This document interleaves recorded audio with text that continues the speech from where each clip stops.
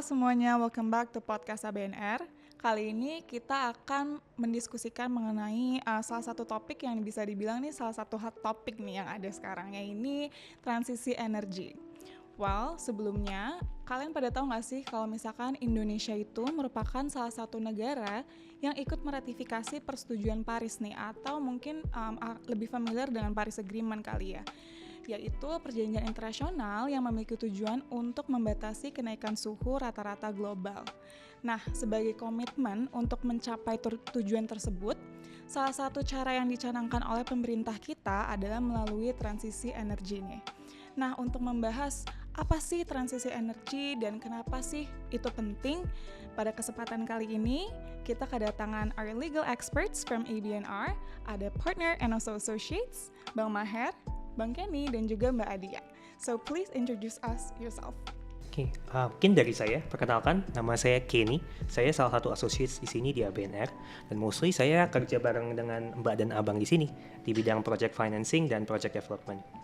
Halo, aku Adia. Aku salah satu associate juga di ABNR yang juga banyak mengerjakan project energy infrastructure bareng Kenny dan juga Bang Maher. Oke, hai, salam kenal, Maher dari ABNR juga, partner di Projects and Energy, Development, also Banking and Finance. Oke, Bang, Mbak, mungkin sebelum kita delve more into our topic nih, kita harus tahu dulu dong apa sih itu transisi energi. Kenapa kita bahas di topik kali ini? Mungkin kita nggak pengen terlalu mengcomplicate topik ini, jadi kita pengen coba membuat topik ini as easily as digestible lah untuk para pendengar podcast ini. Jadi in short itu tuh transisi energi ya seperti term yang digunakan adalah men-shift energi yang saat ini digunakan menjadi energi terbarukan. Mungkin kenapa ini menarik karena although ini sudah dicanangkan dari tahun 2016, at least dengan yang tadi Reza ceritain soal ratification Indonesia terhadap Paris Agreement, sekarang sih udah kita lihat nih perkembangan yang lebih banyak dari komitmen Indonesia untuk mensupport transition energy tersebut. Among others tadi Paris Agreement tahun 2016, terus kemudian di G20 terakhir, itu Indonesia udah benar-benar declare bahwa oke, Indonesia itu committed untuk mensupport energy transition. Itu among others sih, cuman untuk purpose dari podcast kali ini mungkin kita kayak pengen lebih membedah sedikit, tapi kita nggak akan terlalu complicated kayak we promise you. Itu mengenai Perpres 112 dan juga Permenkeu 103 2023 peraturan pelaksana. Mungkin Reza bisa tanya-tanya kita, nanti dari Kenny, Adia juga bisa bahas itu. Menarik nih Bang, mungkin pertanyaan pertama dulu kali ya, regulasi utama di Indonesia nih yang mengatur mengenai transisi energi ini seperti apa sih Bang, Mbak? Oke, kalau tadi udah diceritain Bang Maher, sebenarnya kalau regulasi sendiri itu sebenarnya ada itu cukup lama, ya. Tapi mungkin yang mau kita bahas di sini tuh aturan yang mungkin paling baru. Tadi sempat disebut Bang Maher, itu pertama ada Peraturan Presiden nomor 112 tahun 2022. Ini yang khusus mengatur tentang mekanisme percepatan energi transisi itu sendiri. Terus kemudian ada peraturan pelaksanaannya, itu ada Peraturan Menteri Keuangan nomor 103 tahun 2023. Ini tentang pemberian dukungan fiskal oleh pemerintah untuk menjalankan transisi energi tadi yang diatur di Perpres 112 tahun 2022. Iya, tadi mau nambahin juga nih, tadi Kenny udah jelasin beberapa peraturan utama untuk transisi energi, tapi kalau kita lihat lagi nih, itu bukan sesuatu yang baru sebenarnya. Jadi dari dulu pemerintah udah menerbitkan beberapa footprint melalui beberapa peraturan, contohnya misalnya kayak 2014 pemerintah mengeluarkan kebijakan energi nasional, lalu di 2021 pemerintah mengeluarkan target melalui NDC untuk penurunan emisi gas rumah kaca gitu. Jadi kalau dilihat dengan penerbitan dua peraturan tadi, bisa dilihat bahwa pemerintah tuh lebih serius dengan adanya footprint yang telah diterbitkan sebelum-sebelumnya. Lalu ada dua peraturan ini, pemerintah serius untuk mengimplementasikan transisi energi tersebut kayak gitu. Mungkin mau elaborate dikit NDC, mungkin kayak yang ngedengerin podcast kayak what is NDC gitu. Jadi NDC itu Nationally Determined Contribution yang emang turunan dari Paris Agreement, di mana tuh masing-masing dari contracting state itu harus mensubmit ke all other contracting state untuk kasih tahu what are your plans in the future to implement the energy transition gitu. Jadi it's a common term NDC, just for clarification aja. Kalau dari peraturan-peraturan tadi yang udah di-mention, apa aja sih bentuk program yang untuk mendukung energi transisi ini sendiri gitu? Adakah suatu program tertentu yang didukung dalam peraturan itu gitu? Oke, tadi Kenny sempat mention tuh ya kan, 2 peraturan utama, apa sih, Perpres 112 dan juga Permenkyu. Kalau dilihat ada beberapa poin nih yang bisa kita highlight utamanya ya. Misalnya pertama itu tentang pembuatan perumusan peta jalan oleh Menteri SDM, yang dimana juga mempertimbangkan peran penting dari menteri lainnya, misalnya Menteri Keuangan dan juga Menteri BUMN. Jadi apa sih peta jalan itu? Jadi di situ Menteri SDM tuh berkomitmen untuk merumuskan beberapa program dalam hal transisi energi, misalnya PLTU mana saja yang perlu untuk dipercepat pengakhirannya dan segala macam untuk implementasi energi transisi.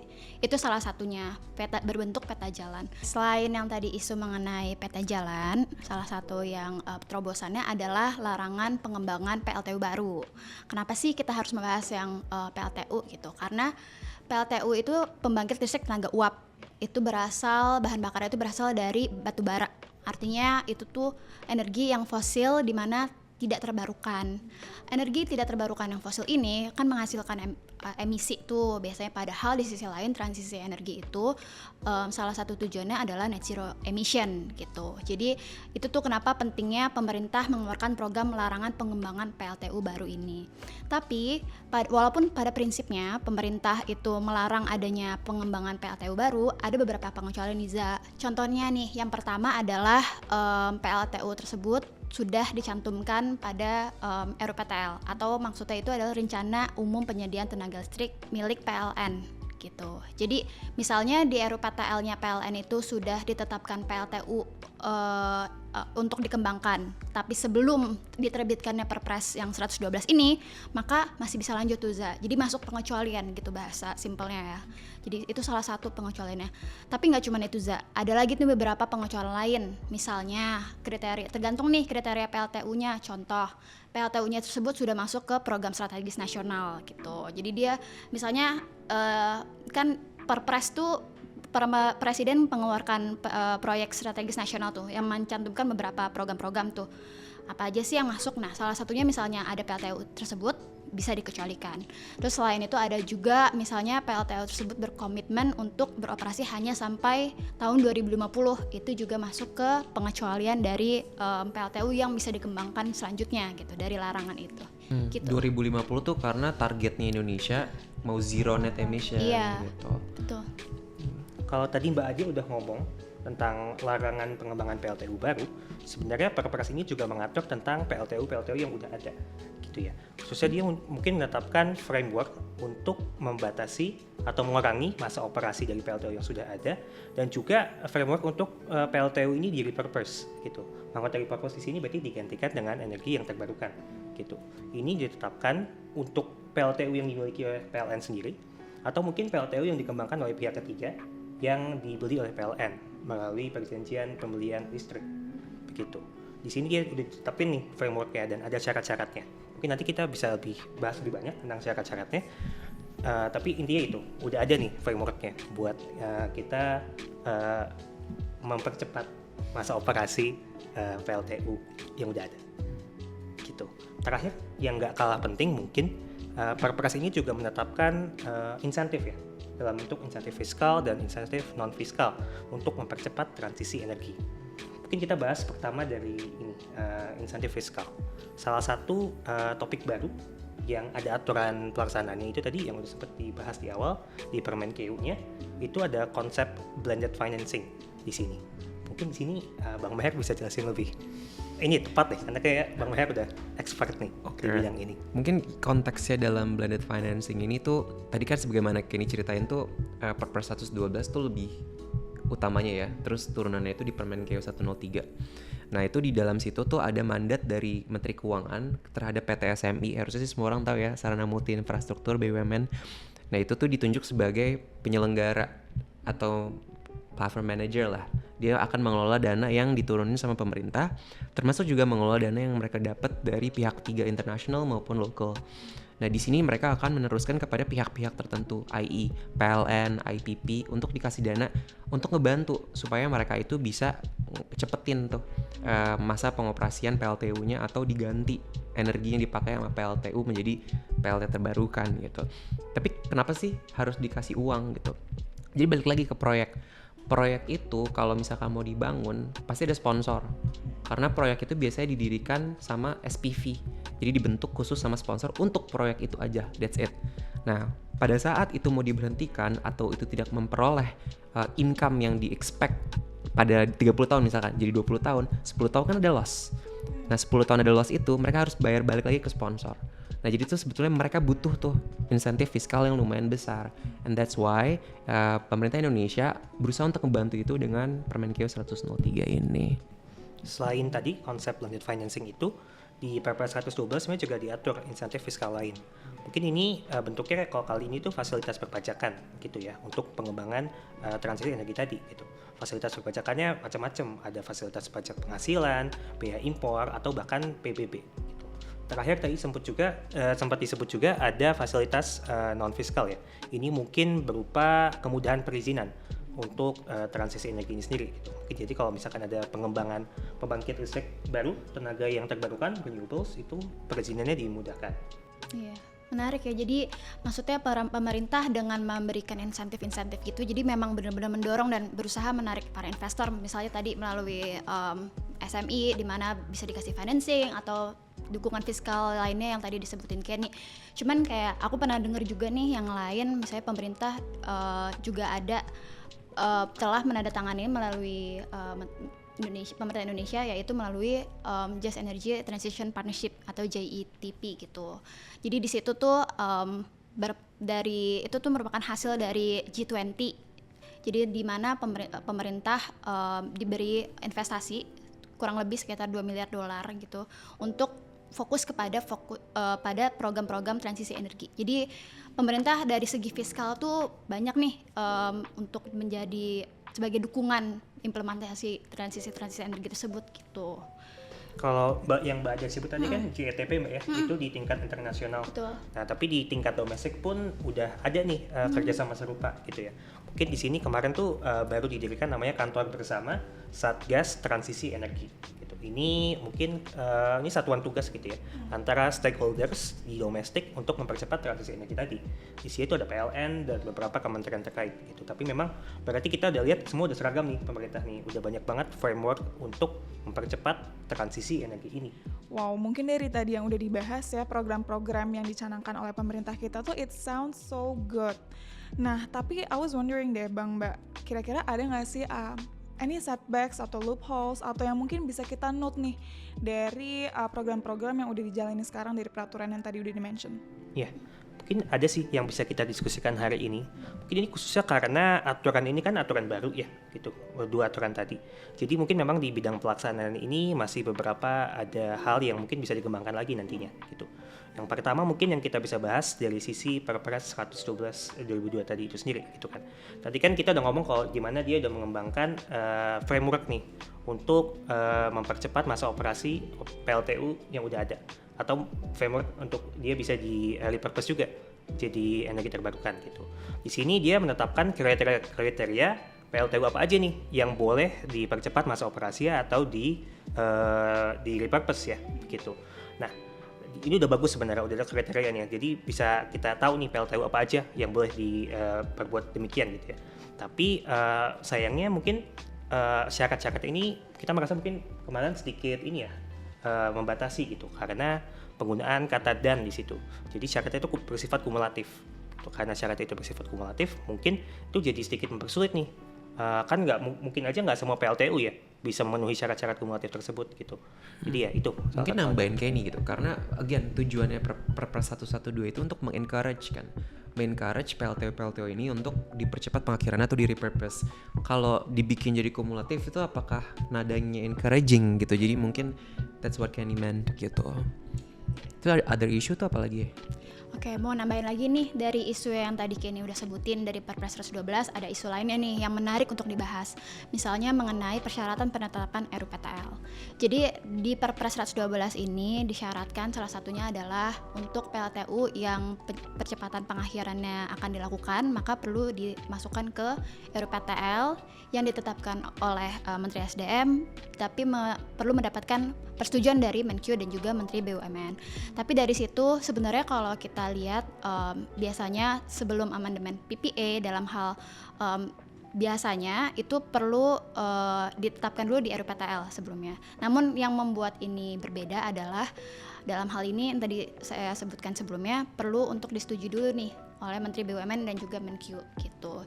Jadi di sini ada special condition yang dimana persetujuan tertulis para menteri itu harus di-contemplate di RUPTL. Itu yang membuat lumayan prosedurnya lebih panjang quote-unquote gitu kan. Oke. Setelah dari penetapan RUPTL itu lalu sudah incorporate tadi persetujuan para menteri, maka baru biasanya bisa dilakukan amandemen PPA, tanda tangan amandemen PPA gitu.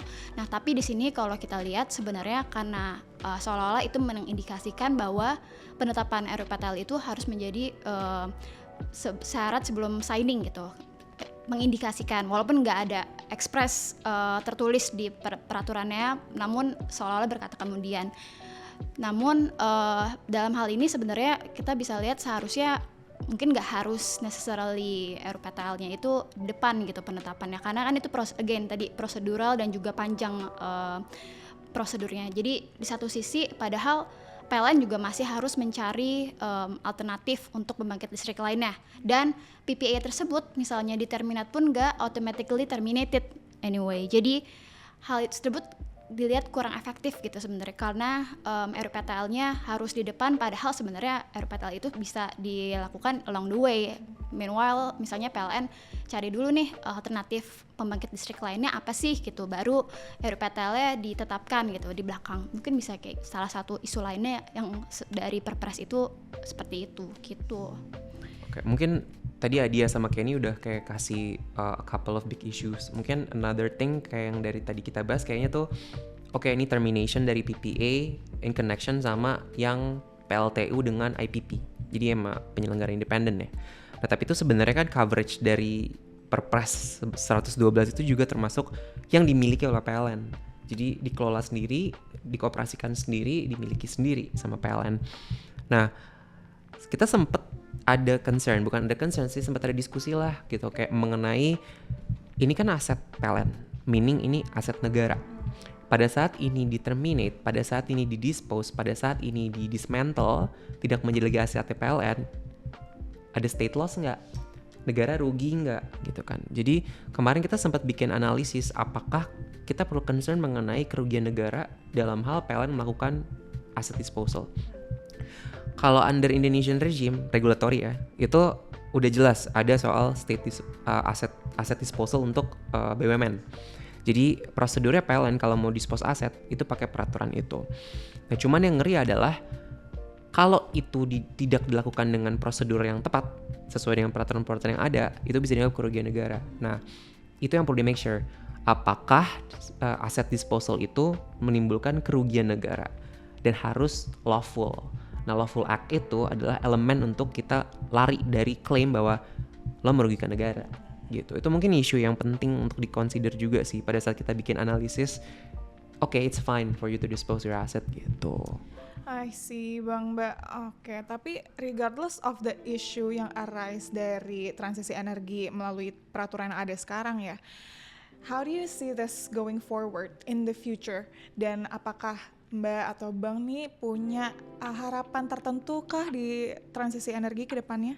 Iya, mungkin yang terutama karena transisi energi ini tadi akan melibatkan banyak pihak ya, baik dari sisi stakeholders, pelaku usaha maupun dari pihak pemerintah. Kita harap ini transisi energi ini bisa dilakukan dengan proses yang streamline atau mulus gitu, supaya target kita by 2050 tadi itu bisa dicapai dengan proses yang se-streamline mungkin gitu. Itu secara umum gitu ya. Kalau mungkin secara khusus dari isu-isu yang kita bahas tadi, yang pertama nih tadi misalkan tadi saya sempat bahas tentang isu kriteria yang mungkin bersifat kumulatif itu untuk mempercepat pemberhentian operasi PLTU gitu ya. Mungkin bisa dipertimbangkan bahwa syarat ini nggak harus kumulatif gitu, bisa aja dibikin alternatif gitu. Jadi sehingga lebih banyak PLTU nih yang bisa memenuhi syarat-syarat tersebut sehingga bisa dipercepat atau di-repurpose. Atau mungkin tambahan aja sih, atau mungkin sepanjang ada alternatif energi yang tersedia sehingga supply listrik itu nggak berhenti. Sepanjang itu udah ada, harusnya bisa-bisa aja gitu kan. Oke, tadi kan salah satu harapan yang isu mengenai persyaratan kumulatif gitu. Tapi tadi aku sempat mention juga kan mengenai isu penetapan RUPTL dari Perpres 112 itu gitu. Jadi mungkin harapan mengenai isu tersebut adalah semoga penetapan RUPTL dan juga perlunya approval dari Menkyu dan juga Menteri BUMN yang mana cukup prosedural dan juga memakan waktu itu tidak menjadi hambatan dalam implementasi transisi energi ini gitu. Jadi karena sebenarnya again itu bisa juga dilakukan dalam hal along the way amendment PPA gitu prosesnya gitu. Jadi harusnya karena itu di depan jadi nggak harus menjadi sebuah hambatan gitu. Atau another idea from lawyers perspective tuh kenapa nggak sih RUPTL itu dibikin jadi CP dari amendment PPA itu untuk menjadi efektif gitu. Jadi bisa dimasukin aja dirancang di situ untuk jadi efektifnya pas RUPTL udah ada. Thank you for sharing your thoughts, Bang. Mbak, mungkin di sini listeners of podcast ABNR tuh curious juga sih. What are lawyers' roles in transisi energy in particular? Okay, mungkin itu quite a general question that I can try to answer it specifically juga ya. Jadi kalau di ABNR itu kan sebenarnya kita full service firm, ya kan. Jadi kita cover all aspects of law, except for tax. Jadi kita peranan kita terutama dari practice group energy projects itu tuh mulai dari development. Jadi kita assist juga sponsor dalam preparing untuk memberhentikan operational ya. Tapi kita juga assisting lenders untuk financing proyek-proyek yang memang mau dibantu untuk bertransisi gitu. Jadi kita lumayan well versed dalam kedua kaki tersebut, dan yang kita kerjakan itu mostly ya seeing regulation side ya. Terus kita kerja sama International Council untuk ngelihat itu dari international perspective, karena majority dari lenders yang sekarang udah mau step in untuk nge-finance energy transition ini tuh international lenders, DFIs lah. Jadi peran lawyers tuh banyak banget sih, from A to Z mostly. Jadi kita excited sih untuk melihat perkembangannya energi transisi ini dan juga peranan kita sebagai lawyer untuk ngebantu Indonesia implement energi transisi. Wow, thank you so much Mbak dan Bang atas wawasannya nih, dan juga semoga our listeners can learn a few more things about transisi energi yang mungkin udah penasaran juga sih apa sih itu transisi energi, atau mungkin ada juga yang totally unfamiliar with it. Kita harap ini tuh diskusi yang sangat useful ya untuk kalian semua. Seperti yang kita tahu memang transisi energi ini tidak hanya sekedar untuk mewujudkan komitmen Indonesia sebagai pihak yang meratifikasi Paris Agreement, tapi juga gimana caranya kita bisa melihat ini tuh as a bigger picture nih. Karena obviously kan kalau misalkan kita jadi suatu pihak yang terdampak dari kenaikan suhu rata-rata global ini kan otomatis kita menderita dari kerusakan lingkungan, dan dampak negatif terlanjut daripada kerusakan lingkungan ini kan secara tidak langsung itu akan mengimpact kepada masyarakat kita juga gitu ya. Karena kan yang kita tahu juga masyarakat Indonesia ini kan kebanyakan masih bergantung juga nih dengan sumber daya alamnya gitu ya. Jadi it's very important for us to be aware dengan adanya transisi energi ini to keep our environment in a good shape gitu ya, karena our future depends on it gitu. So thank you so much for tuning in with us. We hope this is useful karena we all agree that greener Earth, greener Indonesia is obviously the better choice for us. Dan juga advocating for things like this could lead to a better future for us in general. So thank you so much for tuning in with us. We hope to see you again soon and have a good day.